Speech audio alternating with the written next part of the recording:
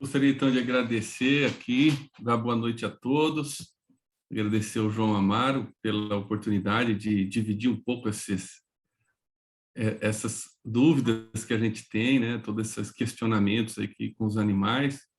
É uma responsabilidade, porque eu estou substituindo a professora Ivênia, né? Não é fácil, né? Falar aqui. Então, eu vou dizer o que eu penso, como eu trabalho, né, com o que a gente sabe disso, né, e muito longe aí do conhecimento que ela tem. Então, só para vocês conhecerem um pouquinho, eu sou Aulus Karcioff, né, e só por chamar Aulus, você já sabe, né, tem que ter nascido espírita, porque onde no Brasil vai encontrar um nome desse se não é na obra de André Luiz, né? Então, foi dali que minha mãe e meu pai tiraram esse nome.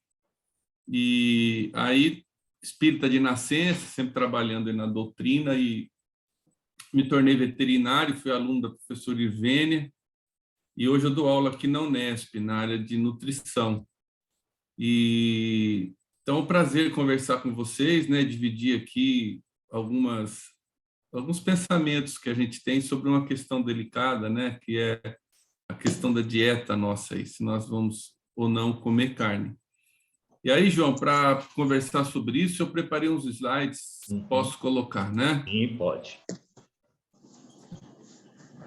Então, como tem um tempo no final, eu vou seguindo aqui uma reflexão, mas alguém pode discordar, não concordar, complementar, fique à vontade. Mas no final nós vamos também deixar uns minutos aí para um bate-papo, né, João? Acho que é importante cada um se expressar.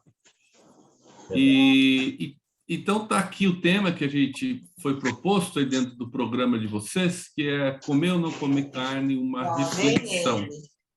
Lá vem ele. E aí, para que essa nossa reflexão ocorra, eu marquei 3 pontos iniciais, depois tem também os outros pontos finais de reflexão.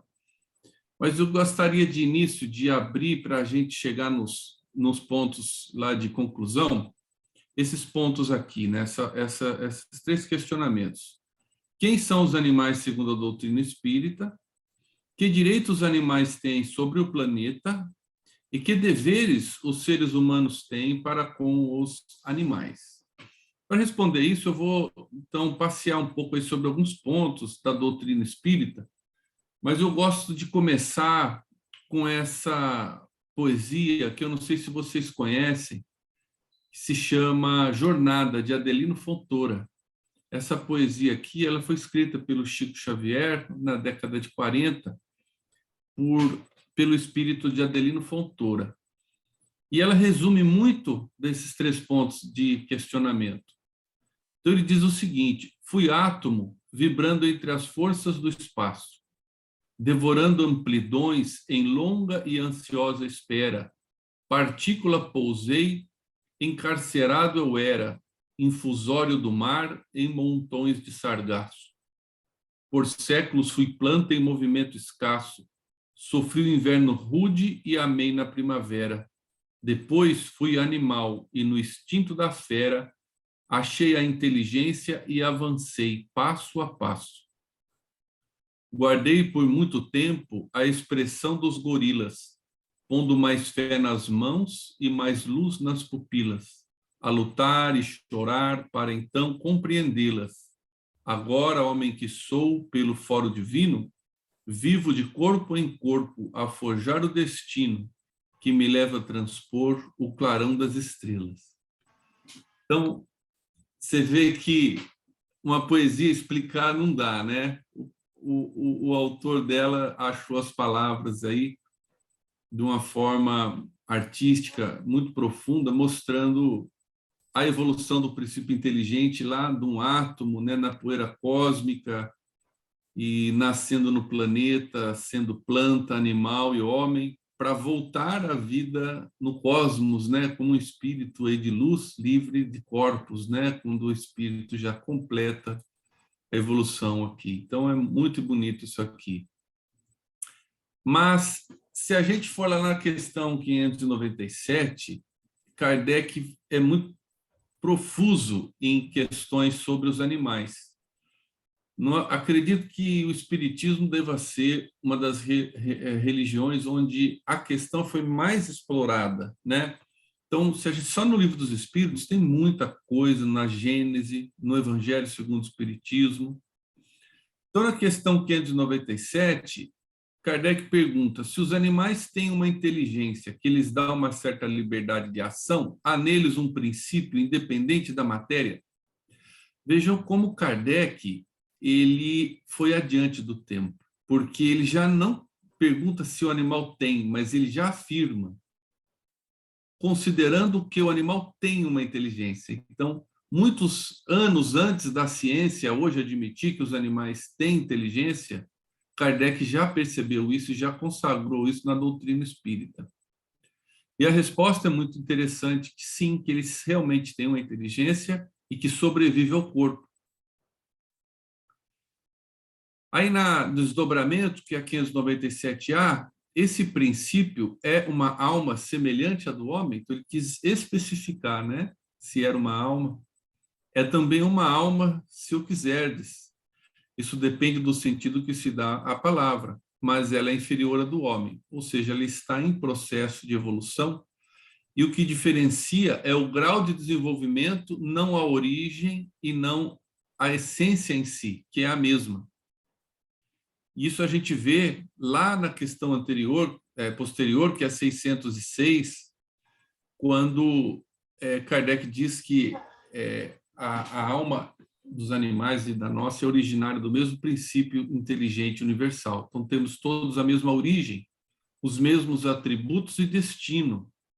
O destino dela dos animais é ser um anjo, quanto o nosso destino é ser um anjo, né? O que varia é o grau de desenvolvimento do princípio inteligente. E Kardec ainda vai além e pergunta: a alma dos animais conserva após a morte a sua individualidade e a consciência de si mesma? E a resposta é sim, a sua individualidade ele conserva. A consciência, ele explica para nós que não, no sentido de saber quem é e onde está. Mas é importante considerarmos que uma resposta como essa engloba todos os animais. Então, mosquito e animais, carrapato e animais, borboleta, né? Às vezes a gente pensa no cachorro, no gato, no cavalo, mas a gente não pode esquecer que o reino dos animais é imenso. Temos vários tipos de seres aí que são animais. Então, nós acreditamos que a individualidade é mantida, aliás, está dito aqui, mas a consciência de si mesmo depende muito do grau de evolução a que esse animal tenha alcançado. E é interessante também que, antes dessas questões, Kardec já havia perguntado: os animais têm livre-arbítrio? Né? E a resposta é também surpreendente, mostra que a doutrina espírita foi muito adiante da ciência nesse ponto, quando ele responde que os espíritos respondem que não são simples máquinas, mas sua liberdade de ação é limitada pelas suas necessidades e não pode ser comparada à do homem, ou seja, a liberdade de ação e o livre-arbítrio dos animais ainda é limitado. Sendo muito inferiores a esses, não têm os mesmos deveres. Sua liberdade é restrita aos atos da vida material. E aqui eu trago um ponto que eu acho essencial na nossa reflexão, que quando os animais e o homem foram comparados aqui pelos espíritos nessa resposta, vocês percebem que ele não falou nada em direitos, ele falou em deveres. A conquista do livre-arbítrio, que ela seguiu a um maior desenvolvimento da inteligência, trouxe ao homem a liberdade de escolha. Então, hoje a gente escolhe entre o bem e o mal. E essa escolha nos dá responsabilidade. E aí eu penso que nós deveríamos, como espécie, pensarmos mais nas nossas responsabilidades do que nos nossos direitos. Então, quando se pensa no tema de hoje, eu posso ou devo não comer carne, muitas pessoas levam para o lado, esse lado, se eu posso no sentido, se me é lícito, se eu tenho a liberdade de. Mas a gente deve, eu pretendo pelo menos que a gente faça uma reflexão mais no que eu devo, em termos dos deveres que eu tenho em função da conquista espiritual e do grau evolutivo que eu já alcancei, né? E aí, como nós destacamos, né, evolução pressupõe conquistas, estas implicam em deveres. E o dever a cumprir nos separa do estágio evolutivo dos animais, né? E é uma visão um pouco diferente, muitas vezes de uma interpretação clássica, né, de que Deus nos fez a imagem e semelhança, então a gente poderia certas coisas e mesmo passar em cima de alguns direitos que os animais teriam, mas não é isso que a doutrina espírita nos dá como referência. E eu acho muito bonito como trata isso Herculano Pires. Então, nesse livro, que se chama O Espírito e o Tempo, ele trata que, aqui na parte 3, capítulo 3, item 2, que os valores do espiritismo não funcionam em relação ao homem, mas à realidade do universo. E ele comenta, então, que Kardec, no item 236, diz que tudo na natureza tem uma utilidade, um propósito e um bem em si, uma finalidade. E aí conclui Herculano Pires que as coisas valem não em referência ao interesse passageiro do homem, mas em referência aos processos cósmicos de evolução. E eu acho isso muito bonito. E dentro desses processos cósmicos de evolução, a própria espécie humana é uma espécie passageira. Então, em 200 milhões de anos, que não é nada pelo frente ao universo, a nossa espécie surgiu, o Homo sapiens sapiens, né? Daqui 200 milhões de anos, que não é nada em termos do universo infinito, a nossa espécie terá acabado. E terá outra, mais desenvolvida, que albergará um princípio inteligente muito mais poderoso, muito mais desmaterializado, né?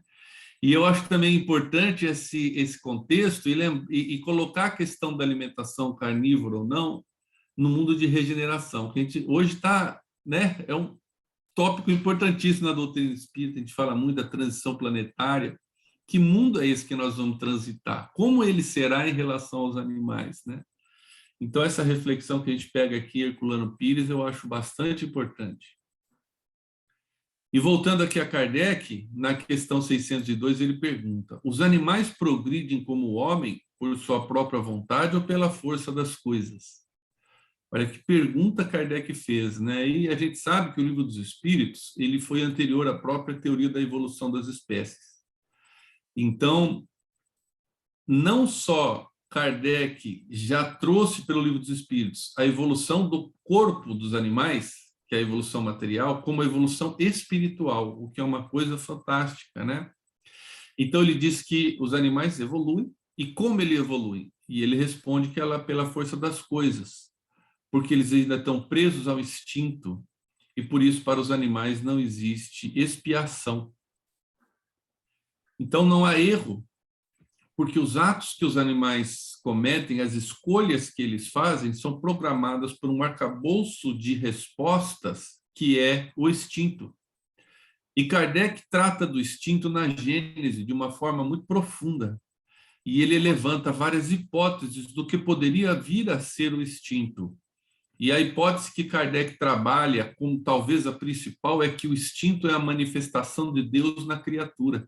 Por isso que o instinto nunca erra e é o mesmo em todos os lugares, porque é Deus atuando na própria inteligência daquele animal, comandando e programando as suas atitudes. E se o animal caminha pela força das coisas, eles não são impulsionados por si próprios, isso é um diferencial nosso para com eles, né? Então, o ser humano, com o desenvolvimento do livre-arbítrio e da vontade, ele tem liberdade de escolha, agora ele pode errar ou acertar, e disso faz parte o aprendizado e o crescimento. Enquanto nos animais, ele vai atuando por instinto e ele vai desabrochando a sua inteligência pouco a pouco no contato com a matéria, ou como está dito aqui, pela força das coisas, da vida que ele tem. E uma reflexão importante para nós é que a vida material tem, então, para os animais, consequências muito importantes. porque todo o seu progresso é dependente disso. Então, a gente pensa o seguinte, quando uma galinha está solta no quintal, então ela vai estabelecer o ninho dela, ela tem que escolher um lugar adequado, ela tem que construir o ninho. Se ela construir o ninho no lugar errado, pode vir a água e inundar. O outro animal pode vir e pegar os ovos, depois ela tem que cuidar dos filhotes. Às vezes dá errado, morre, às vezes dá certo, ela consegue. Esse é o desabrochar da inteligência dela que ela tem no cuidado dos animais, dos seus filhos, né, pelo instinto. E quando a gente pega essa galinha e deixa ela presa numa gaiola, ela não pode fazer nada, a não ser comer e botar ovo, será que nós estamos dando a ela uma oportunidade de progressão do seu princípio?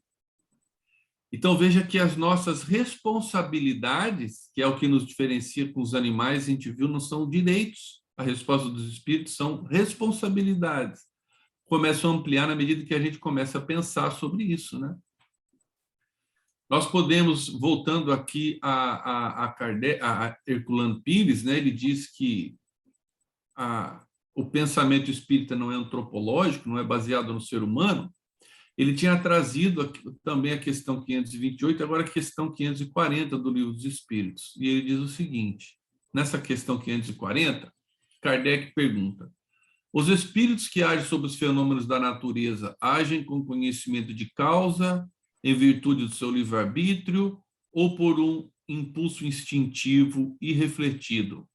A resposta é bastante longa, até convido vocês depois a explorarem lá o original, mas eu peguei uma parte que nos importa mais aqui, né? Então, quando a gente pensa nos fenômenos da natureza, que a natureza está em constante crescimento e desenvolvimento, pela doutrina espírita, a gente sabe que isso são movimentos regidos pela mente dos homens e dos animais. Então, os animais têm um papel muito importante no próprio progresso natural. Então, uma minhoca, quando ela anda na terra, ela ainda faz tudo por instinto, ela só está atrás de comida, proteção. Mas ela, ao fazer a vida dela, a minhoca torna o solo fértil. Então, a gente sabe que a fertilidade do solo aumenta com as minhocas, né? Ela faz com que a terra esteja apta à vida das raízes, e a vida das raízes vai nutrir as plantas. Então, uma minhoca, sem o saber, é parte da evolução da natureza. E tudo, como Kardec falou, tem o seu propósito, né? E aí, veja como os espíritos responderam a Kardec quando ele perguntou desses movimentos na natureza. Eles disseram o seguinte: primeiro, os animais executam. Mais tarde, quando a sua inteligência estiver desenvolvida, comandarão e dirigirão as coisas do mundo material, que é o estado evolutivo em que nós estamos hoje, seres humanos. Mais tarde ainda poderão dirigir as coisas do mundo moral. Aí são os espíritos já evoluídos, como Jesus, né, seus prepostos, que comandam a evolução moral das criaturas. E assim é assim que tudo serve, tudo se encadeia na natureza, desde o átomo primitivo até o arcanjo, pois ele mesmo começou pelo átomo.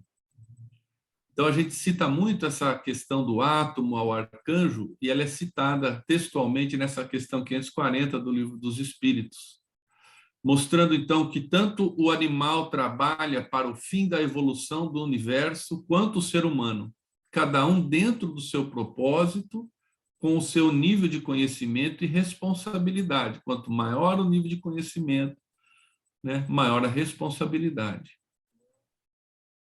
Então, nós vemos que nós estamos no estágio 1. Os animais vão atingir o estágio 1. E nossa meta qual é? Nós nos esforçamos, estudamos o Evangelho de Jesus, cantamos aqui o hino de São Francisco para nos sensibilizarmos, né, para atingirmos o nível 2 e sermos responsáveis pelas coisas do mundo moral, amar as criaturas, né? E ainda finalizando aqui a questão do Kardec, para finalizar essa nossa reflexão do que são os animais, quais os direitos que os animais têm na vida, na Terra, voltando aqui para o Livro dos Espíritos, então, na questão 607, Kardec pergunta, ficou dito que a alma do animal, em sua origem, ela assemelha-se ao estado de infância da vida corpórea, que a sua inteligência apenas se desabrocha e que ela ensaia para a vida.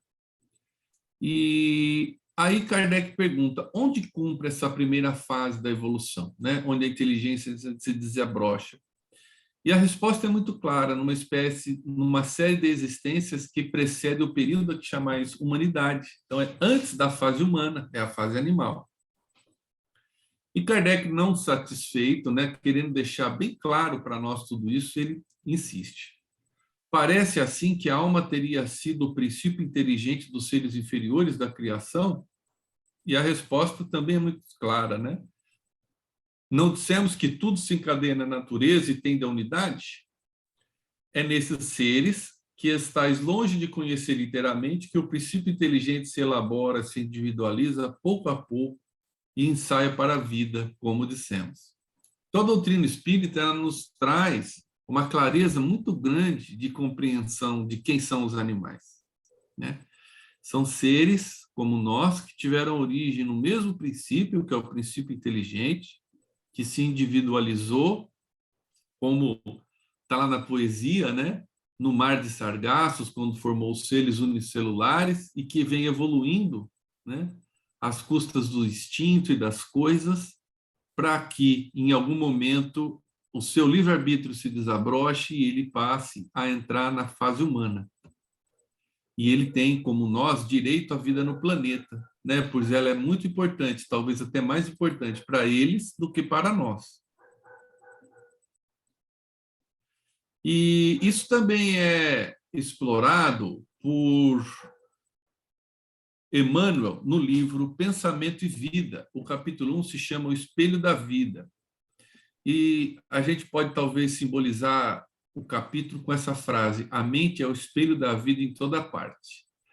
E há um trecho do capítulo, Emmanuel diz: nos seres primitivos, a mente aparece sob a ganga do instinto. Nas almas humanas, surge entre as ilusões que salteiam a inteligência e revela-se nos espíritos aperfeiçoados por brilhante, precioso, a retratar a glória divina.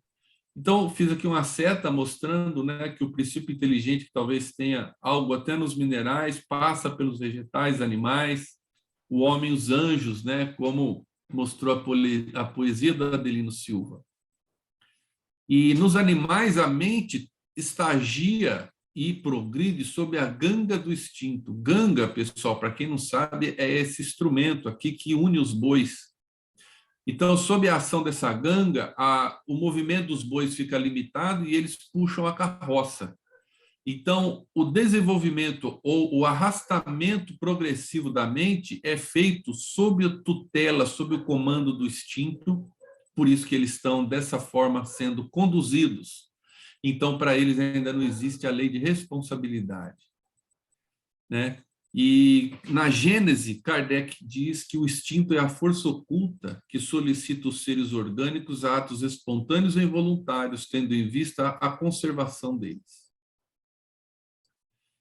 E nos seres humanos, na nossa fase evolutiva, né, a mente surge entre as ilusões que salteiam a inteligência. Saltear é assaltar, roubar.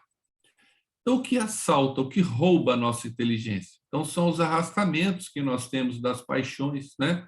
Como o egoísmo, a vaidade, o orgulho. E a gente é por isso que comete atos tão irracionais, né? Tão fora da inteligência e da razão, porque nós estamos sendo sequestrados, roubados pelos nossos paixões e nossos defeitos, às vezes morais. Então, a gente percebe em toda a doutrina espírita que existe um processo evolutivo muito bonito dos corpos e dos espíritos que pode ser representado aqui nesse quadro, né? Então, desde que surgiu a Terra, há mais ou menos 4,6 bilhões de anos, o primeiro bilhão de anos foi para a organização química. O segundo e o terceiro bilhões de anos foi para a organização celular, então foi para a individualização de um ser vivo que era constituído por uma única célula. Demorou muito tempo. Depois, com mais 1 bilhão, meio bilhão de anos, houve um esforço para surgir os primeiros seres coletivos, que são seres com mais de uma célula, são os pluricelulares. E do momento em que surgiram os seres pluricelulares, houve uma enorme explosão de vida, e o ser humano surge lá no último segundo da vida planetária. Então, nós temos a organização química, a organização da vida e a individualização no meio interno, que ela controlava por uma única célula. Depois nós temos uma fase, essa é a fase mais longa, vocês percebem?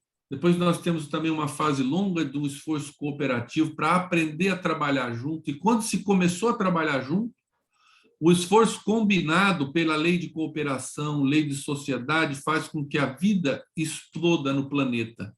E surge naquele último minuto o ser humano. E tudo isso, né, gente, regido pela lei do amor, que a gente encontra lá no Livro dos Espíritos, na questão 888, São Vicente de Paulo, ele é uma resposta longa que ele dá a Kardec, nesse item 888A.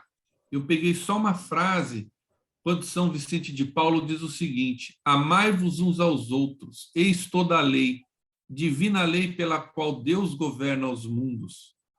O amor é a lei de atração para os seres vivos e organizados, e a atração é a lei de amor para a matéria inorgânica.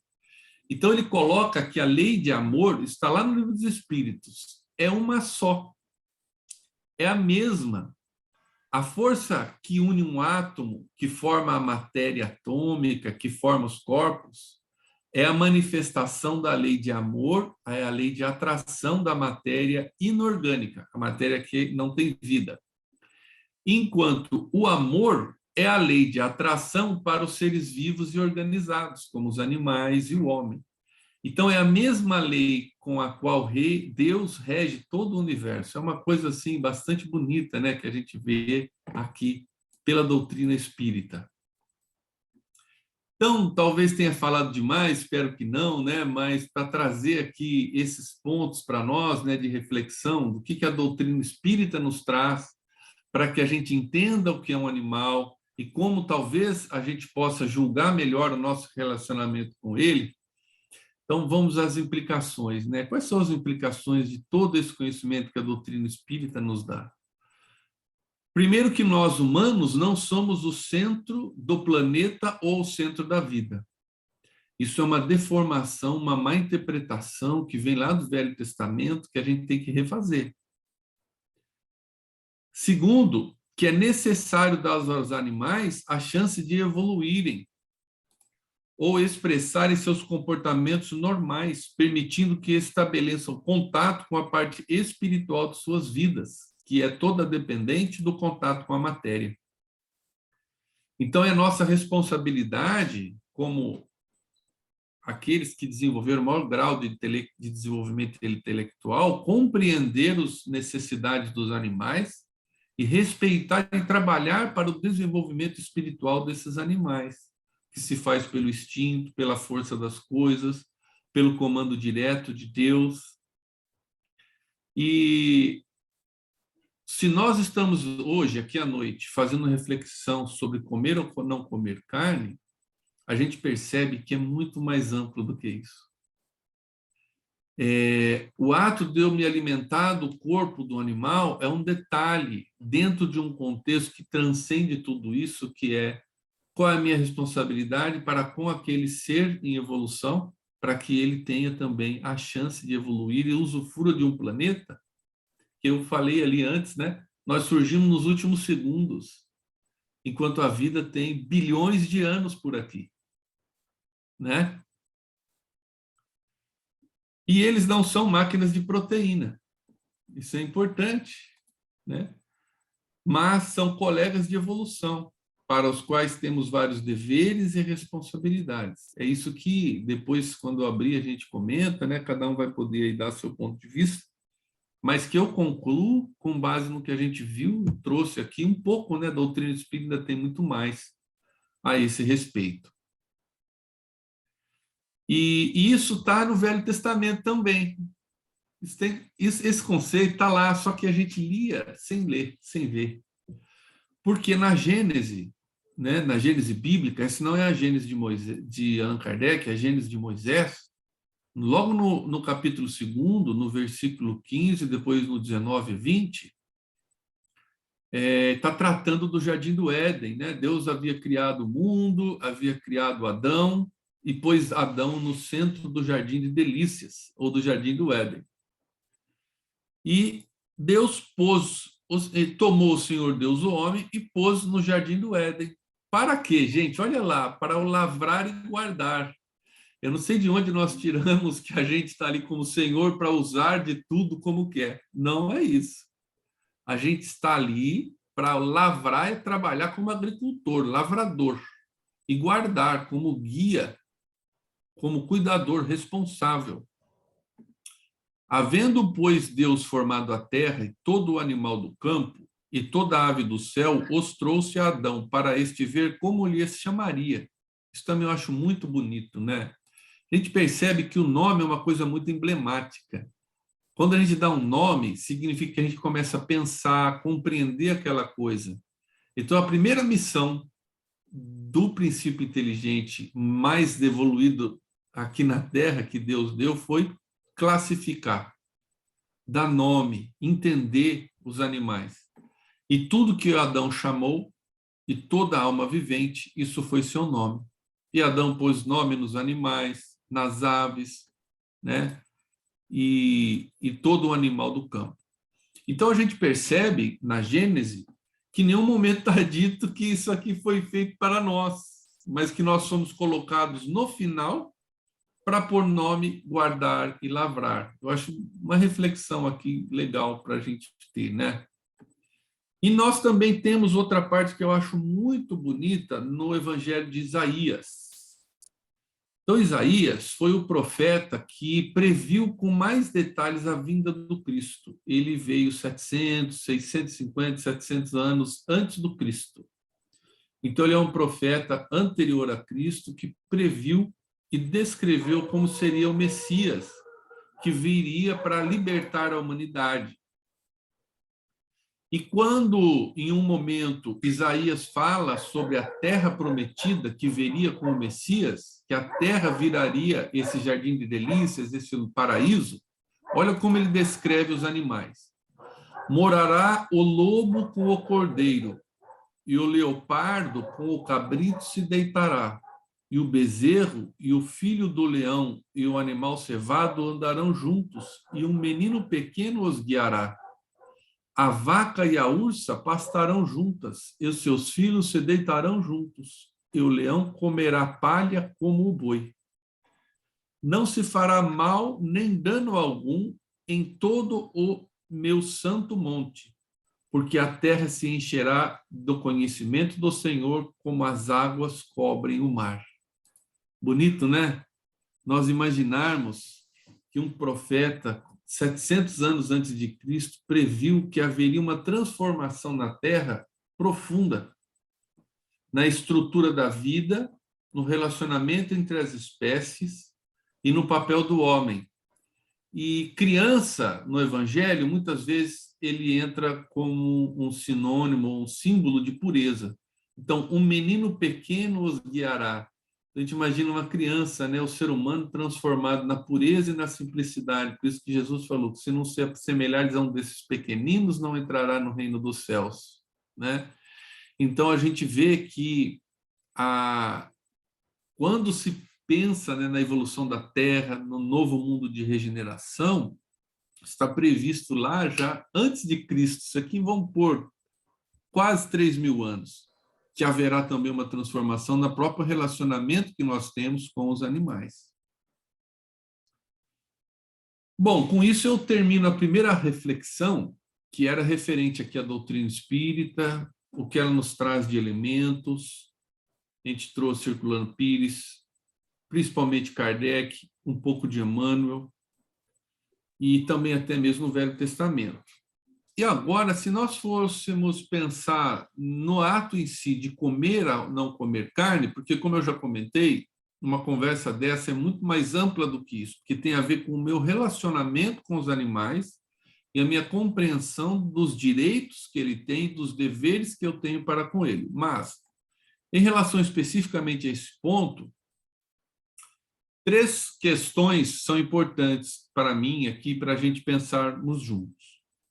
Primeiro, considerações filosóficas advindas de tudo isso que a doutrina espírita nos falou. Quais são as consequências morais, as consequências da minha visão do mundo que isso traz? Depois, questões da saúde do ser humano, porque uma vez encarnado, eu tenho uma responsabilidade para com o meu corpo e eu preciso preservar o meu corpo. Saber me alimentar é uma questão fundamental nesse ponto. E questões de sustentabilidade da vida. Então, a gente sabe, a ciência nos mostra que nós somos tantas pessoas que nós estamos consumindo a vida no planeta. E nós temos que viver de uma forma mais simples e de uma forma mais harmonizada com o meio ambiente. Então, esses 3 pontos, como eles se refletem na questão de comer ou não comer carne. E isso eu vou começar com O Consolador, que é um livro de perguntas e respostas, escritos em 1940 pela psicografia de Francisco Canto Xavier, né, pelo Chico Xavier, e todas as respostas foram dadas por Emmanuel. Quem não conhece, pessoal, é um livro incrível. Então, a pergunta 129 é a seguinte: é um erro alimentar-se com a carne dos irracionais, ou seja, comer os animais, né? Então, foi proposta essa pergunta e a resposta de Emmanuel foi a seguinte: a ingestão das vísceras dos animais é um erro de enormes consequências, do qual derivam numerosos vícios da nutrição humana. É de lastimar semelhante situação, mesmo porque, se o estado de materialidade da criatura exige a cooperação de determinadas vitaminas, esses valores nutritivos podem ser encontrados nos produtos de origem vegetal, sem a necessidade absoluta dos matadouros e frigoríficos. Então, na primeira parte da resposta, Emmanuel é bem direto, e ele diz que o fato de nós nos relacionarmos com o animal, pensando neles apenas como uma fonte de proteína que eu vou comer, isso tem nos trazido vícios importantes. E que era possível nos alimentarmos só de vegetais. Isso é que disse Emmanuel na primeira parte. Mas, como um espírito muito lúcido, ele contemporiza isso dizendo o seguinte: temos a considerar, porém, a máquina econômica do interesse e da harmonia coletiva, da qual operários fabricam o seu pão cotidiano. Suas peças não podem ser destruídas de um dia para o outro, sem graves perigos. Consolemo-nos com a visão do porvir, sendo justo trabalharmos dedicadamente pelo advento dos tempos novos, em que os homens terrestres poderão dispensar a alimentação, os despojos sangrentos de seus irmãos inferiores. Então, ele diz que o futuro nos reserva, com certeza, uma alimentação sem a necessidade do corpus e dos tecidos, dos órgãos dos animais, e que esse é um movimento que a gente vai fazer com o tempo, não pode ser brusco, mas que ele está reservado à revolução do planeta, né? E quando a gente pensa agora, saindo da doutrina espírita no planeta, né, esse orbe aqui que nos carrega pelo espaço, se nós pensarmos, pessoal, que nós temos de animais de produção, aves, vacas, que a gente usa para pecuária de corte, de leite, galinha, porco, ou pensarmos nos animais, nos seres humanos, né, que somos bilhões, né, mais de 7 bilhões, ou nos animais selvagens, como esse elefante, camelo, zebra, todos os animais que vivem na natureza. Hoje, pessoal, nós substituímos a natureza por nós mesmos. Então, veja só que de todos os animais vertebrados, que é aqueles que têm cérebro e coluna vertebral, 65% deles são animais que são criados para que a gente possa comer. 30% somos nós mesmos. E só 5% sobrou, pessoal, daquele grupo de animais primitivos que davam origem ao planeta. Nós eliminamos 95% desses animais hoje. Então, dos animais superiores que têm cérebro dentro de um crânio e tem a coluna vertebral, só sobrou 5%. E o mais crítico é que em 2050, que está logo aí, eles vão ser só 2%. Então, nós temos que repensar essa nossa estrutura e que esses 65% dos animais que são criados para o nosso consumo não estão tendo um contato com a parte espiritual das suas vidas como planejado. Né? Eles são privados. Uma vaca, por exemplo, não pode criar o filho dela. Os touros não podem brigar para ver quem é o mais forte que vai ter filhos ali naquele rebanho. Não, não existe. Nós privamos eles de todas as coisas que faziam o mote evolutivo deles.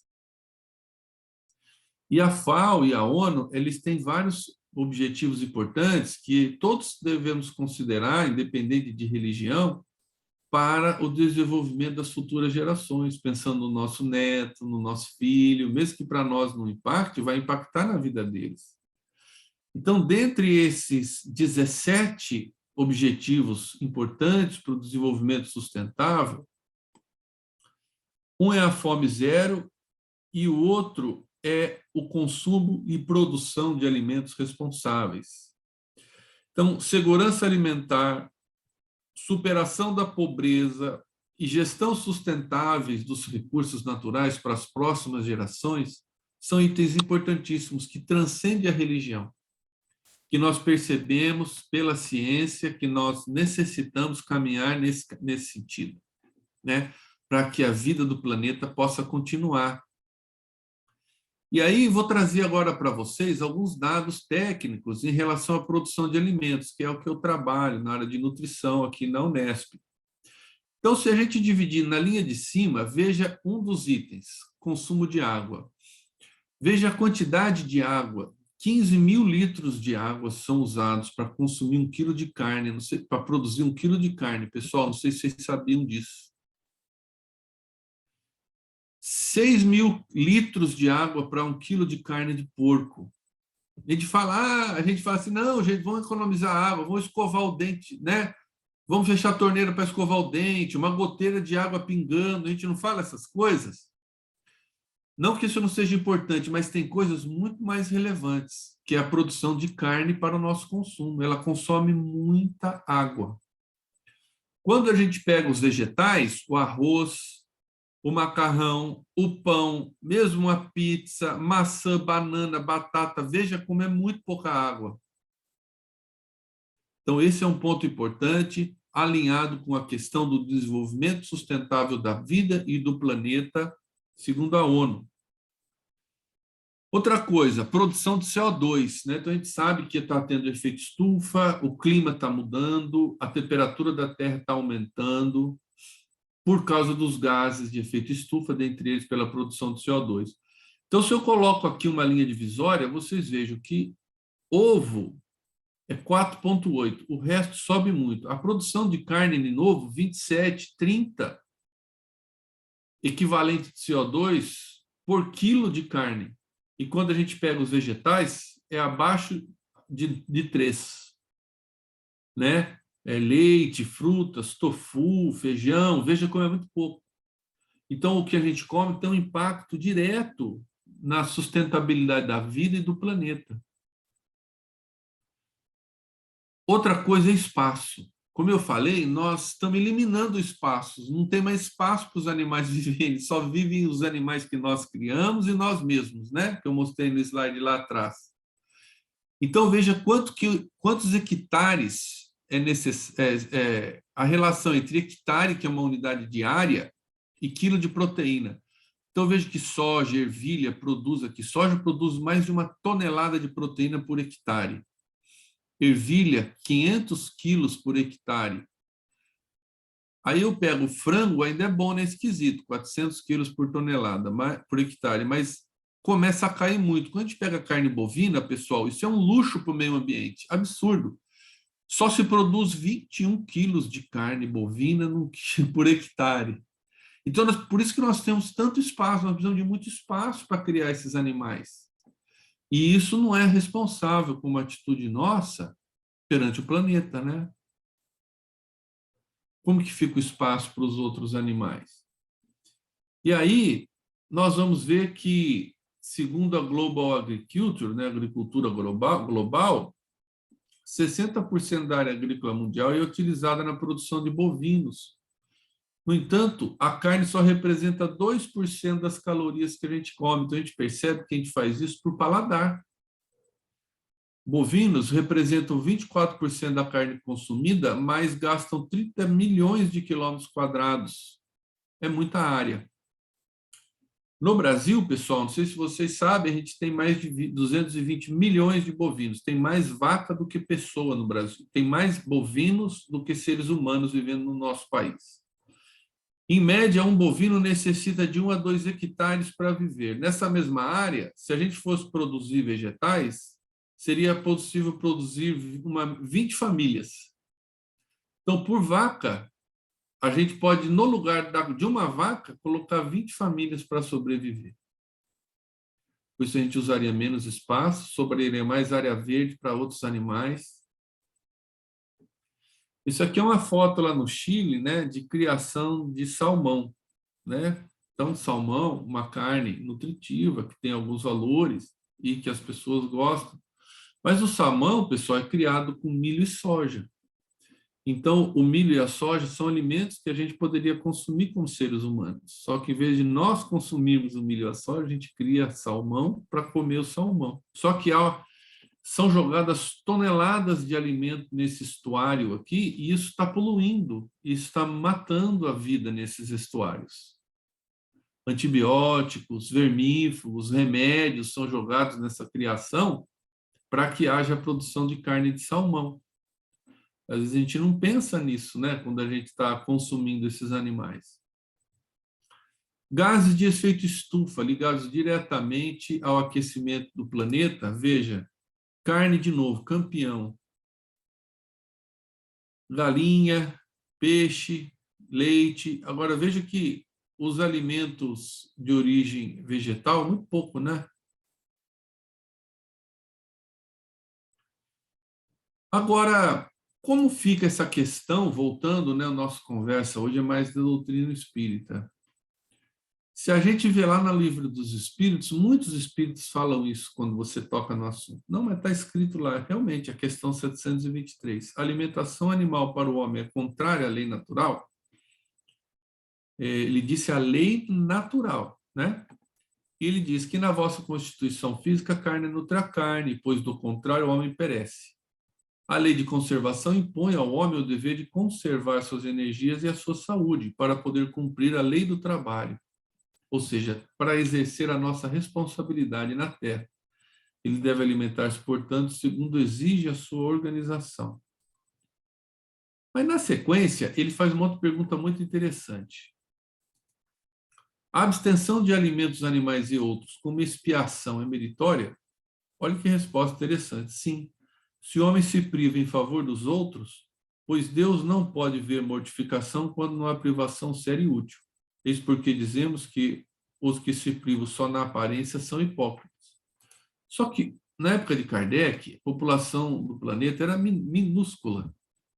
Hoje nós somos 7 bilhões. Então, hoje a gente aprendeu que não é mais uma questão de escolha, é uma questão de quase impossibilidade de, no ano 2050, no ano 2070, da gente estar comendo tanta carne assim, porque o planeta não tolera, como vocês viram, água, gases de efeito estufa, área de uso do solo, né?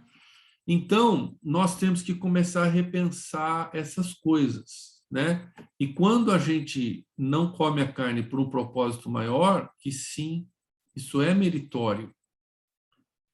E antes, na 720, então eu falei de 723, 724, na questão 720 do Livro dos Espíritos, ele pergunta, há privações voluntárias que sejam meritórias? E ele diz que sim, a privação dos prazeres inúteis, porque liberta o homem da matéria e eleva a sua alma.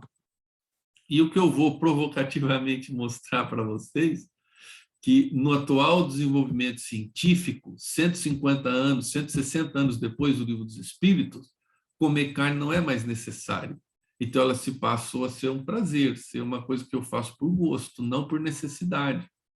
E aí ela é encarada como uma coisa meritória, e a gente, como uma pessoa qualquer da sociedade, pelo planeta, pela vida no planeta, como espíritas, pelo princípio inteligente e pelo meu respeito aos animais. Eu tenho um fator duplo, que a maior parte das pessoas que não tem a religião espírita não tem, porque elas não sabem da evolução dos animais, não sabem que eles têm um princípio inteligente como o nosso. E aí, sem entrar em detalhes, pessoal, que essa é a minha área, que eu sou da área de nutrição, mas só fazendo um pequeno histórico nesse gráfico. Então, na época de Kardec, 1959, a gente não sabia o que era nutrição. Então, era muito difícil para o espírito sabia, porque o espírito de luz, ele sabe tudo, né? Mas a matéria não sabia, a pessoa encarnada não sabia. Mas hoje a gente sabe, por exemplo, na década de 20, 40, nós descobrimos todas as vitaminas. Na época de Kardec não sabia. A, B1, B12, C, D, E, descobrimos a proteína, cálcio, fósforo. Então, quando um espírito fala que a carne nutre a carne, em 1859, ele foi coerente com o estado do conhecimento da ciência naquela época. Daquela época até hoje, 160, quase 170 anos depois, olha aqui, ó, nós descobrimos as vitaminas, nós descobrimos os nutrientes, e hoje nós entendemos como é o processo de nutrição do ser humano. Então, para a gente não gastar tempo muito com isso, eu trago só um ponto, que é a posição da sociedade americana e da sociedade canadense de nutrição. Então, isso aqui, traduzindo esse título em inglês, pessoal, é Posicionamento da Associação Americana de Dietética e da Associação Dietética do Canadá sobre as dietas vegetarianas. Então, isso aqui é um órgão oficial do governo que reuniu dezenas de cientistas para chegar a uma conclusão. Olha, vale a pena, é saudável, é seguro ser vegetariano ou não? Isso é da década de 2000, já é de agora, com o conhecimento científico que nós temos. E esse posicionamento deles, ó, declaração de posição, position statement, chama declaração de posição. Olha qual é. É posição da Associação Americana de Dietética e da Associação Dietética do Canadá que dietas vegetarianas propriamente planejadas são saudáveis, nutricionalmente adequadas, e fornecem benefícios para a saúde na prevenção e tratamento de certas doenças.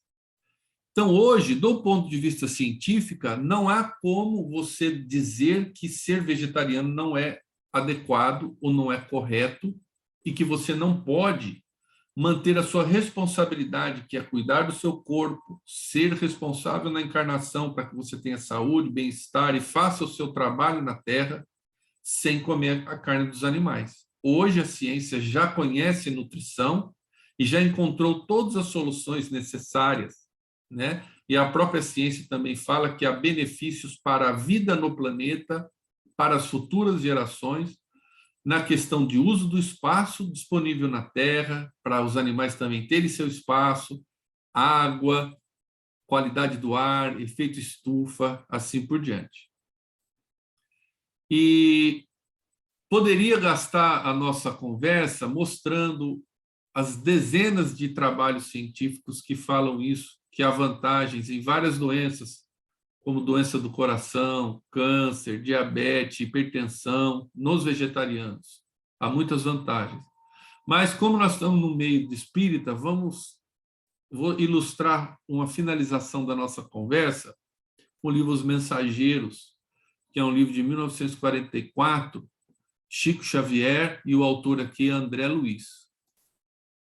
Então, Aniceto, que é o mentor de André Luiz nesse livro, ele fala, né, sobre o versículo 19, capítulos 21 e 28 lá da Epístola aos Romanos, de André Luiz, desculpa, de Paulo, né, na Epístola de Paulo aos Romanos, do Evangelho. Mas o que eu trago mais é o comentário de Aniceto a essa epístola. Então, ele diz o seguinte, Aniceto: há milênios a natureza espera a compreensão dos homens. Não se tem alimentado tão somente de esperança, mas também de ardente expectação, aguardando o entendimento e o auxílio dos espíritos encarnados na Terra. Então, é um apelo muito sério de Aniceto, né, que ele diz que a natureza aguarda de nós, os espíritos encarnados, muita coisa para que ela sobreviva e continue em equilíbrio. Ela aguarda entendimento e auxílio. São as nossas responsabilidades que eu venho falando desde a questão lá 595 do Livro dos Espíritos. Entretanto, as forças naturais continuam sofrendo a opressão de todas as vaidades humanas. Vaidades, né? Isso, porém, ocorre porque também o Senhor tem esperança na libertação dos seres escravizados na crosta. Somos nós, né? Nós nos libertarmos, para que se verifique igualmente a liberdade na glória do homem. Então, Deus permite que a gente continue oprimindo a natureza, destruindo a natureza, porque Ele espera que a gente faça essa decisão livre, que a gente tem livre arbítrio. Mas chegará um momento que, se nós não pararmos, ou aqueles que não pararem, vão ser transferidos para outro planeta, né, pessoal? A gente sabe que esse é um movimento natural dos tempos. Tendes visto, diz Aniceto, a civilização funcionando qual vigorosa máquina de triturar, convertendo-se os homens, nossos irmãos, em pequenos moloques de pão, carne e vinho. Moloque é um deus pagão do povo amoreus, né? Que nos rituais dele eles queimavam carne, queimavam alimentos, faziam sacrifício de animais. Então é como se nós fôssemos Moloques, os deuses comendo pão, carne e vinho. Aí eu destaquei em negrito, absolutamente mergulhados na viciação dos sentimentos e nos excessos da alimentação. Deus criou despreocupados do imenso débito para com a natureza amorável e generosa. Então, a nossa sociedade, pessoal, segundo Aniceto, já está em débito. Né? A gente tem que, pelo menos, interromper esse débito. Eles oprimem as criaturas inferiores, ferem as forças benfeitoras da vida, são ingratos para com as fontes do bem, atendem às indústrias ruralistas, mais pela vaidade e ambição de ganhar, que lhes são próprias, que pelo espírito de amor e utilidade, mas também não passam de infelizes servos das paixões desvairadas. Então, no momento que a ciência hoje já nos mostra a possibilidade de não comermos carne, a gente tem que repensar se não estamos sendo conduzidos por paixões, né? Ou pela razão, como que está a nossa atitude. E aí eu destaquei, sempre voltamos à crosta, envolvendo-nos em fluido do ciclo carnal, sempre ao voltarmos à crosta, envolvendo-nos em fluido do ciclo carnal, levamos muito longe a aquisição de nitrogênio, que é proteína, né? Convertendo em tragédia mundial o que poderia constituir a procura serena e edificante. Então, por nossas escolhas, ele diz que a gente converte em tragédia mundial aquilo que poderia ser a busca serena de uma alimentação mais saudável. O homem, meus amigos, transforma a procura de proteína, nitrogênio, em movimento de paixões desvairadas, ferindo e sendo ferido, ofendendo e sendo ofendido, escravizando e tornando-se cativo, segregando-se em densas trevas. Auxiliemos-los a amar a terra. Então aí vem Aniceto exortando, né, pedindo para André Luiz, auxiliemos o homem a amar a terra, antes de explorá-la no sentido inferior, a valer-se da cooperação dos animais, sem o recurso do extermínio. Nessa época, o matadouro será convertido em local de cooperação, onde o homem atenderá aos seres inferiores e onde esses atenderão às necessidades do homem. E as árvores úteis viverão em meio do respeito que lhes é devido. Nesse tempo sublime, a indústria glorificará o bem e, sentindo-nos o entendimento, a boa vontade e a veneração às leis divinas, permitindo-nos ao Senhor, pelo menos em parte, a solução do problema técnico da fixação do nitrogênio, que é proteína, né? Que a gente, é isso que ele quer dizer, da gente talvez não precisar mais comer proteína. Então, veja que bonito essa exortação de Aniceto, né? E veja que em 1944, a ONU está falando desses problemas da alimentação, da gente não comer mais tanta carne, da gente ir para uma coisa mais vegetariana, por causa do impacto na natureza agora, pessoal, depois da década de 90. Então, nós estamos 50 anos na frente, os espíritos já nos pedindo esse tipo de atitude, né?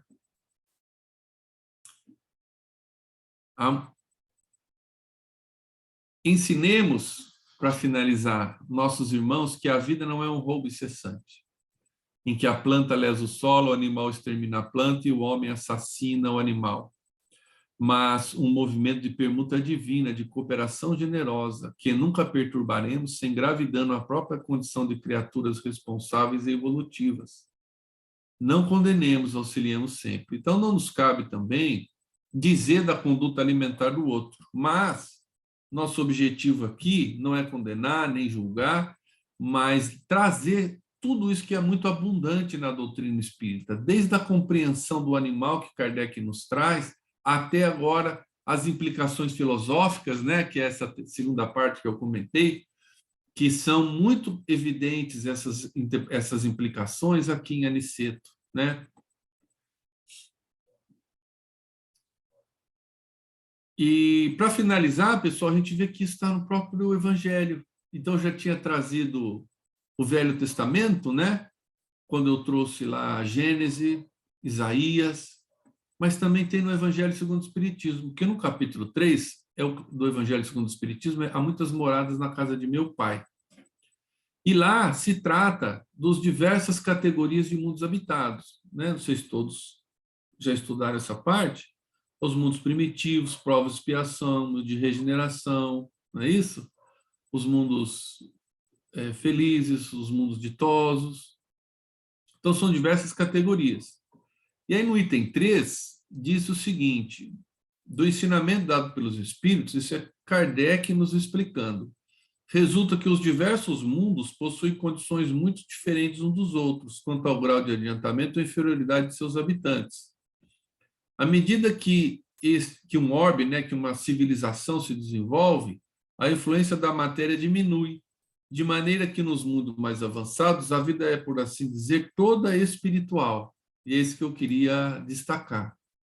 O mundo que nós queremos, a gente fala, vou fazer caridade para ficar no mundo né, ficar aqui na Terra e não ser transferido lá para o mundo pior. Não é a caridade só para com a minha espécie. É como eu vivo com o planeta inteiro, com os animais, com as plantas, com o meio ambiente. Por quê?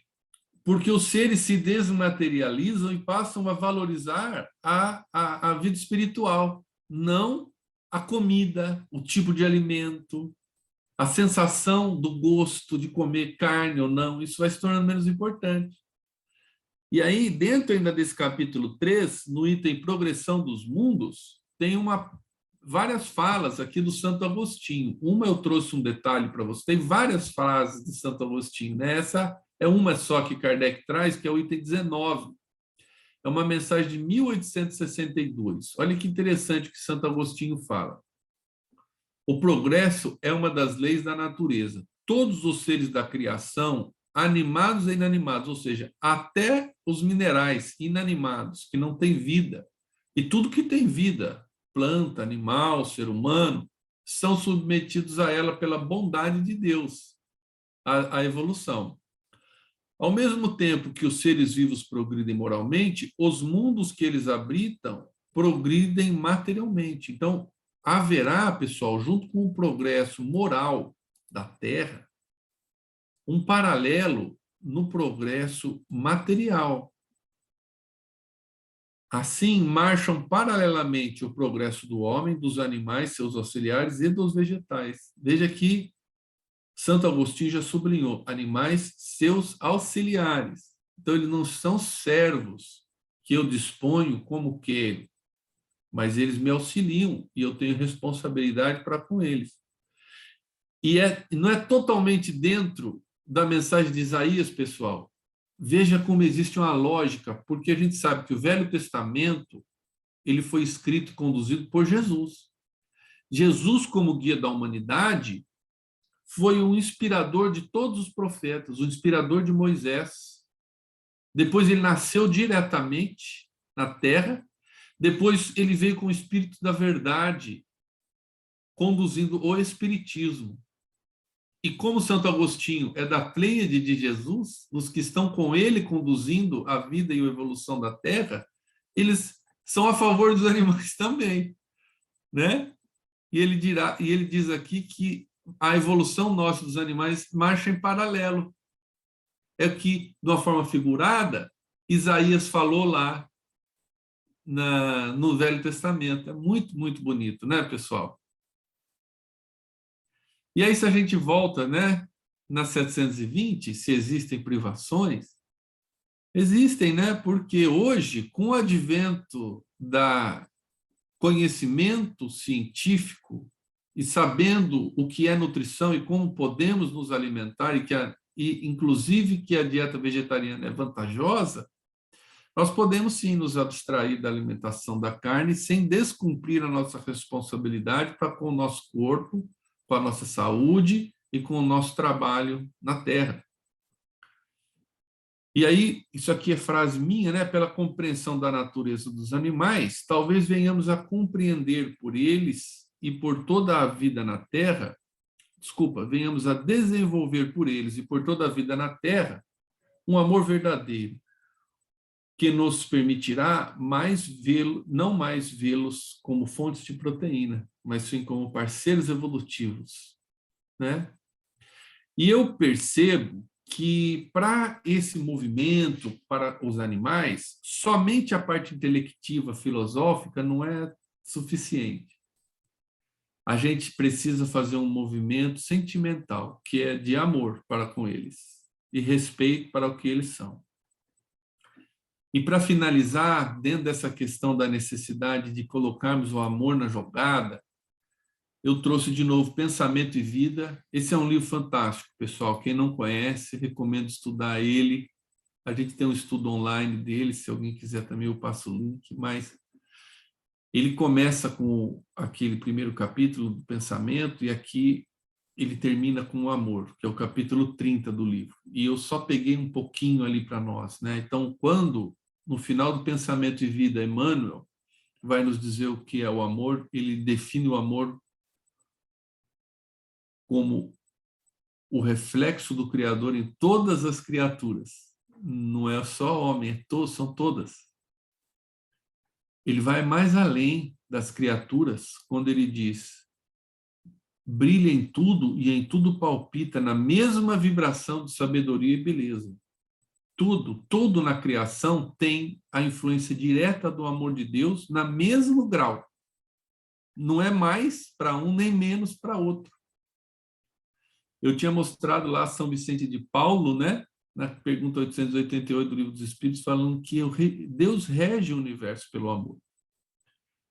Vemo-lo assim como silenciosa esperança, ou seja, o amor, né? Emmanuel diz: eu vejo o amor dessa forma, sim, como uma silenciosa esperança do céu, aguardando a evolução de todos os princípios e respeitando a decisão de todas as consciências. Então, Deus nos respeita as decisões, mesmo que elas sejam ruins.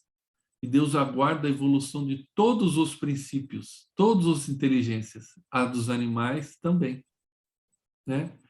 E se a gente ainda está em dúvida, se ele está falando que Deus ama os animais da mesma forma que ama os homens, ele diz mais adiante: o verme, os destaques em negrite são meus.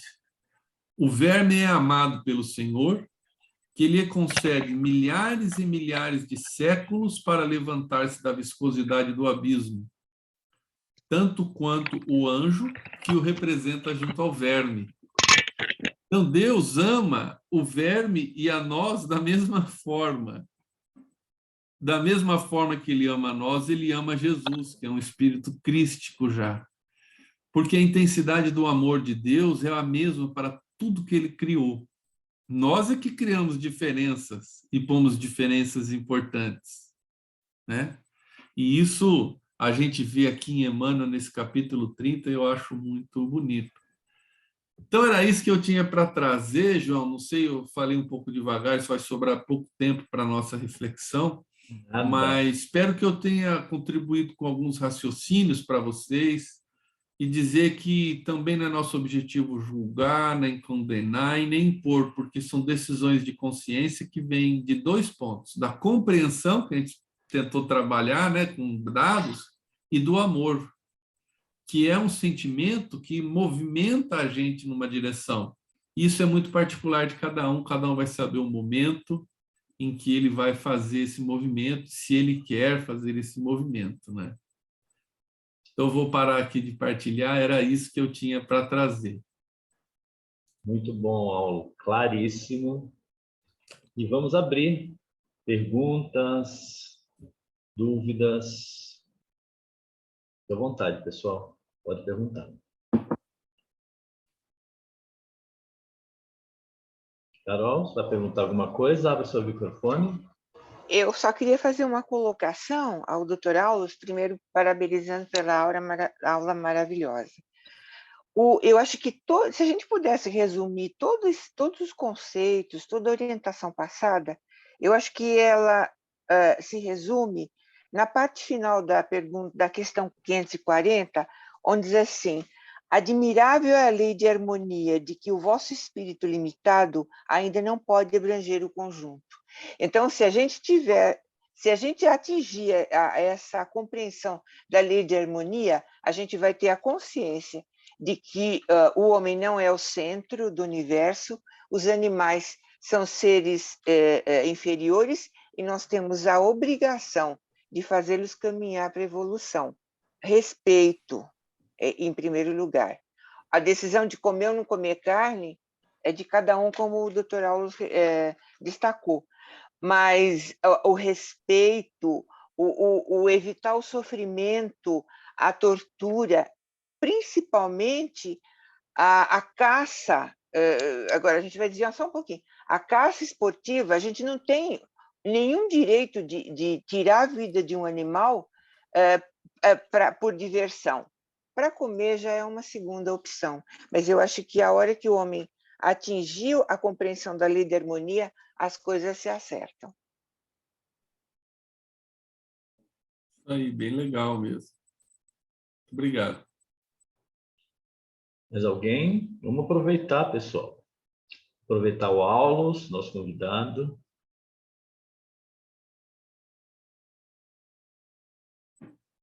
Tá vendo, Aulos? Sua explicação foi tão clara que não tem dúvida. A Thalita está com a mão levantada. Ah, então vai. Pode fazer a pergunta. Boa noite, Aulos. É um prazer fazer uma pergunta para você.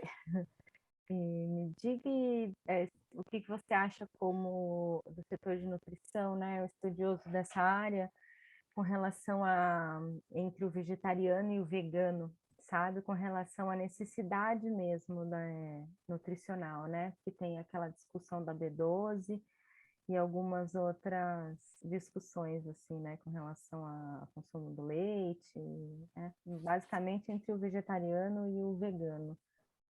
Queria saber sua opinião um pouco sobre isso, principalmente na parte nutricional. Eu falasse de nutrição, eu sinto humana, né? Eu sou veterinário, então eu trabalho com nutrição de cães e gatos, sabe? Mas o que eu leio da nutrição humana é assim: ser vegetariano é simples. Ser vegano, você precisa tomar mais cuidado. Só que, quando nós vemos uma dieta vegetariana ou vegana que não foi bem programada, o que dá? Dá anemia, algum problema de pele, falta de vitaminas. São coisas que você resolve rapidamente e que não tem grande impacto na sua saúde. Enquanto se você tiver uma dieta carnívora, mal programada, onde há falta de vegetais e há excesso de carnes e gorduras de origem animal, você desenvolve diabetes, câncer, doença coronariana. Isso é muito mais grave. Hipertensão, são doenças muito mais graves. É por isso que a conclusão é que é melhor ser vegetariano, porque o erro leva a consequências simples. Enquanto você tem um câncer secundário a uma dieta inadequada, com falta de vegetais, ou uma obesidade, hipertensão. É muito mais grave, e é isso que as pessoas às vezes não pensam. E se a pessoa que é vegetariana precisa tomar cuidado com B12, a pessoa que come carne, é interessante isso, que eu trabalho com nutrição animal. Então, quando a gente cria o bovino, cria principalmente o suíno e a ave, a gente coloca B12 na ração deles, sintética. Você não consegue criar frango ou ter produção de ovos ou de carne de porco se você não puser vitamina B12 na ração. Então, você põe na ração deles, eles acumulam na carne deles e você come a carne deles. Se você optar por ser vegetariano, aquela mesma B12 que você ia dar para ele, você toma. Então, não é uma mudança de estrutura, é só eliminar uma etapa de um processo, sabe? Isso é como eu tenho visto. Mas qualquer dieta pode ser boa ou ruim, dependendo do conjunto e do equilíbrio. Então, é possível que você veja que uma dieta que tem uma quantidade moderada de carne, se ela tiver bastante legumes, fibras, e a pessoa fizer exercício, também dá certo, do ponto de vista do corpo. Aí sobra a questão que eu comentei do impacto ambiental, que vocês viram, ele é imenso. Ele é imenso. E sobra o impacto energético, que eu tirei umas partes do André Luiz e Missionários da Luz, que são assim até bem impactantes, quando eles visitam um matadouro e mostram a energia daqueles animais morrendo impregnada na carne e as pessoas comendo. E a gente não está pensando no relacionamento que eu tenho espiritual com a vida. No momento em que eu pego seres que eu atribuo inteligência, que são princípios em evolução tanto quanto eu, e eu como o corpo deles. Essas consequências cabem só no espiritismo, né? É isso que eu tentei trazer na nossa conversa. Obrigada, muito obrigada. Excelente explanação. Muito obrigada, boa noite. Mais alguma? Temos ainda 4 minutinhos.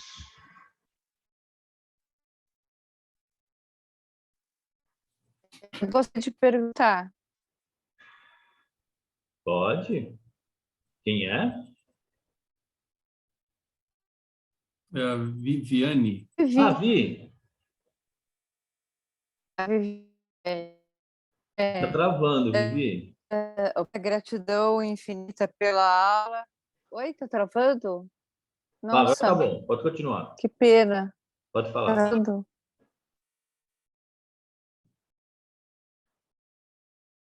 Acho que caiu.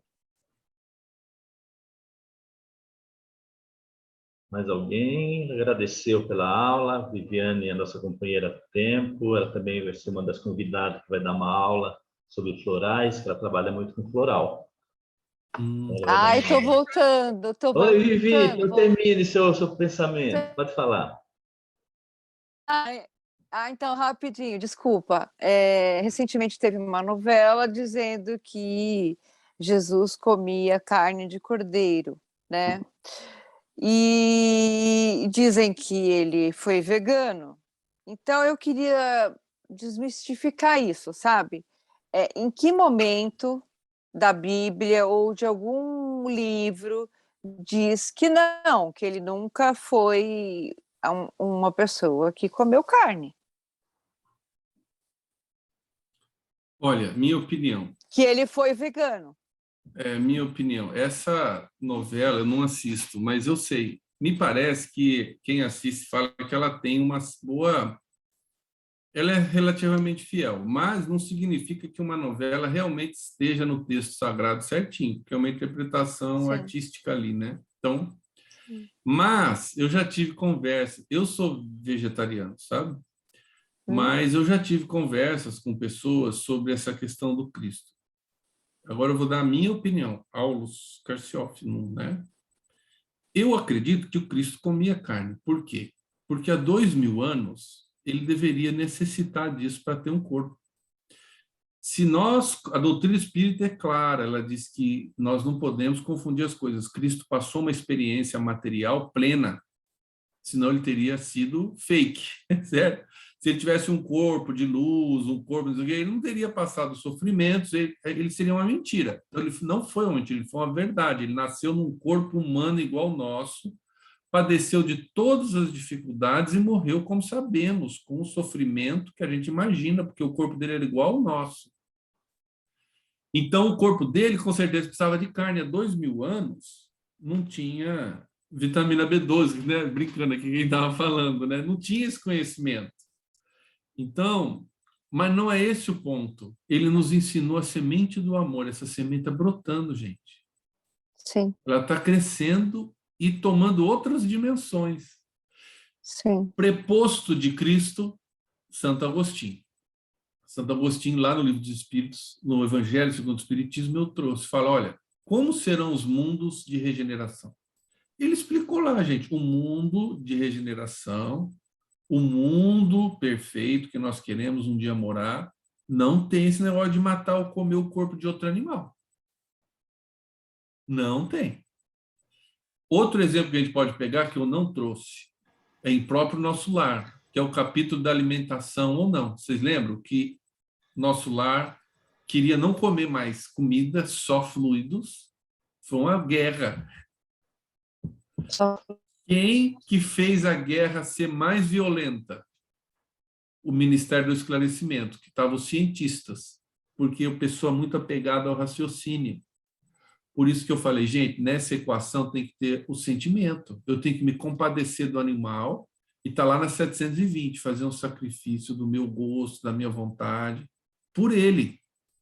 É um sacrifício no começo, depois você aprende, você não quer mais comer carne.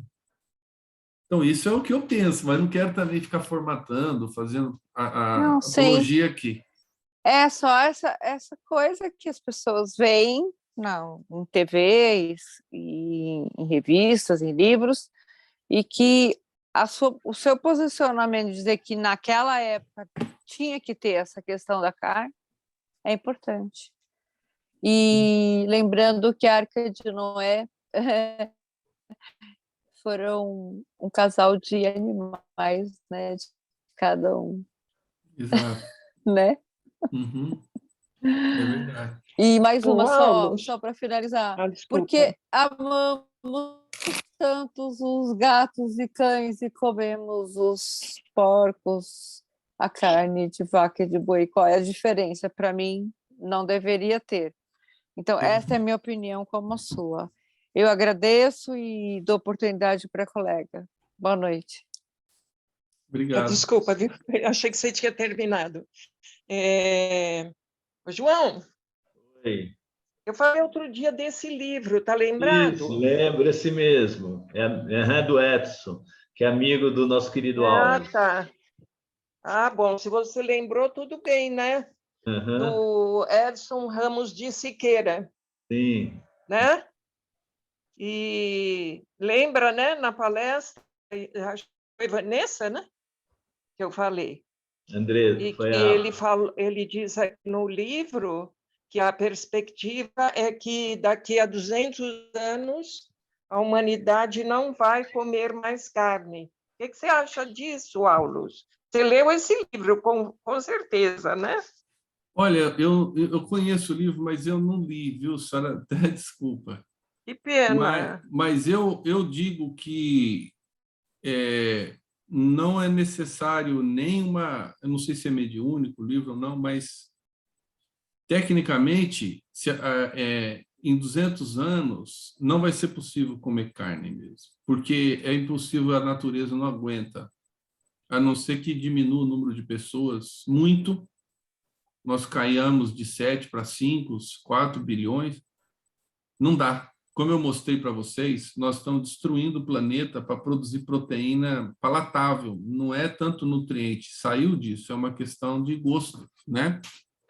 E aí, realmente, eu acho que até menos do que isso não vai dar mais, né? E a humanidade está pensando nisso. E então, tem gente criando inseto, tem gente criando carne de laboratório, tudo pelo apego a comer alguma coisa viva de origem animal, sabe? Esse é o meu pensamento. Aulus. Cada dia que passa, aumenta mais o número de vegetarianos e veganos, né? Mas é assim mesmo que é a minha humanidade. Pessoal, está muito bom essa conversa com Aulus. Podia ficar a noite adentro falando, mas não é possível. Eu venho agradecer a Aulus. Aulus, eu vou só para lembrar para você, se possível, você mandar para mim no meu WhatsApp, eu mando para o pessoal, o link do livro Pensamento e Vida, que você tinha comentado, né? E essa aula, você pode mandar ela em PDF para a gente, aí eu poder passar para ele, se for possível, lógico. Mando sim, com certeza, um prazer. Eu mando no WhatsApp o PDF e o link, tá bom? Tá certo, eu agradeço. Fique conosco, que eu vou pedir para a nossa querida Nilce fazer a nossa prece final, juntamente com as vibrações, não esquecendo as vibrações do nosso celular, né, no nosso grupo de animais. Está dando para ouvir? Fluidificar nossas águas também. Pode falar, Nilce. Está ouvindo? Sim. Então vamos lá. Vamos procurar relaxar e mentalizar juntos a figura do Mestre querido. Ó Mestre amado, viemos agradecer por mais uma oportunidade de aprendizado na noite de hoje e pedimos que nossos queridos mentores espirituais, Dr. Bezerra de Menezes, os irmãos franciscanos, juntos com nossos irmãozinhos que nos ajudam sempre, seriam também os nossos anjos da guarda, fluidifiquem nossas águas e de nossos irmãos menores, os nossos petezinhos, com os remédios necessários para cada um deles, ajudando também aos nomes que se encontram no caderno de vibrações.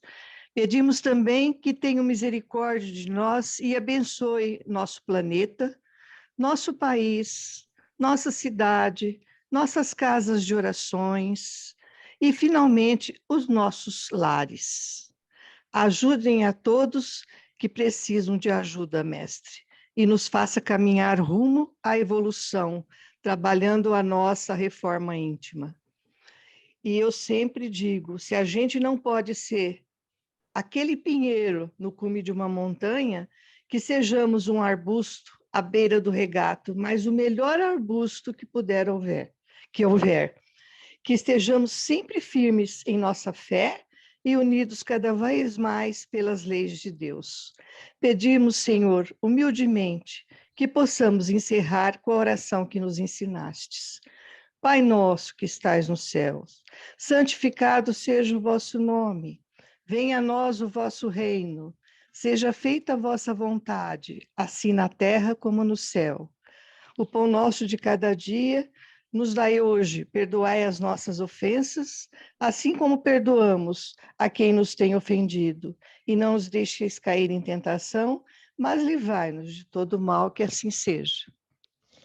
Muito obrigado, Nilce. Obrigado a todos. Aula mais uma vez. Muito feliz de estar com você, prazer em conhecê-lo. Tenha uma excelente semana a todos. Um abraço para todos. Eu agradeço.